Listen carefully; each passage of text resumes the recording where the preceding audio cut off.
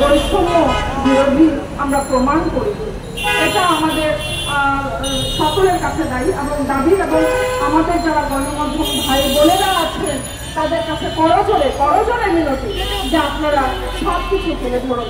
কারণ আমরা অনেকেই তুলে ধরি না, অনেকে হয়তো এটাকে শাক দিয়ে মাছ ভাগাবে, অনেকে হয়তো বলতে পারি না।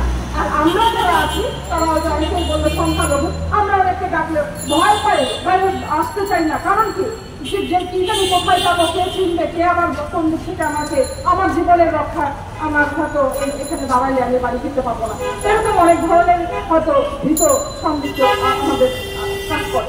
আজকে আমার সন্তান স্কুলে যাবে, আমার সন্তান কলেজে যাবে, বা আমার আসলে বাসায় ফিরতে পারবে কিনা আমি জানি না। আমি আতঙ্কিত, আমি ভীত, আমি জানি না যে আমি আমার সন্তান স্বামীকে ফিরতে পারবো কিনা, বা আমরা বের হয়ে আসছি আমি জানি না আমি ফিরতে পারবো কিনা। এই যে এরকম একটা নিরপেক্ষ প্রয়োগ নাই, যার কারণে এইরকম ঘটনা বছরের পর বছর ধরে ঘটে যাচ্ছে।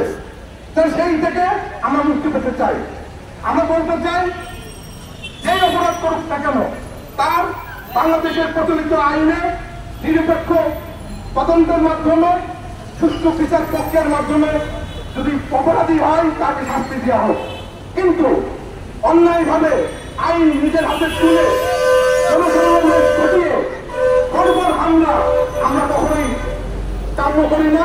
আমি বিশ্বাস করি আমাদের যে সকল মুসলিম ধর্মপাল মুসলিম ভাইরা আছেন এবং অসাংবাদিক চেতনার যে বলবে যে আপনারা বাংলাদেশের নাগরিক, আপনারা কেন সংখ্যালঘু ভাবেন, আমরা সেই কথাটার পুনরাবৃত্তি দেখলাম। আমাদের গর্বের বিষয়, বাংলাদেশের শান্তিতে নবম বিজয়ী ডক্টর ইউনূস স্যার, উনি সারা বিশ্বে জননন্দিত এবং উনি ওনার কার্যক্রম দিয়ে উনি যে সারা বিশ্বে যে শান্তির একটা অবস্থান তৈরি করেছে, সেটা আমাদের জন্য গর্ব। আমি বাংলাদেশি হিসেবে এই জন্য গর্ববোধ করি। কিন্তু উনি দায়িত্ব নেওয়ার পর প্রথম যে ঢাকা করিমগঞ্জে গিয়েছিলেন, সেখানে কিন্তু সে ওই সাবেক যে প্রধানমন্ত্রী বা সাবেক রাজনৈতিক দলের মতনই সে একটি কথা আবারও আমাদের করছে।